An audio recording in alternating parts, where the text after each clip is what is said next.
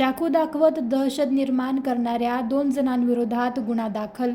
खामगाव शहरातील national high school समोर चाकू दाखवत दहशत निर्माण केल्याप्रकरणी 2 जणांविरुद्ध खामगाव शहर पोलीस ठाण्यात गुन्हा दाखल करण्यात आला आहे. या प्रकरणी गौतम मोहन इंगळे राहणार वरखेड बुद्रुक तालुका शेगाव यांनी तक्रार दिली होती. नॅशनल हायस्कूल समोर रस्त्यावर 6 मार्च रोजी सकाळी ही घटना घडली.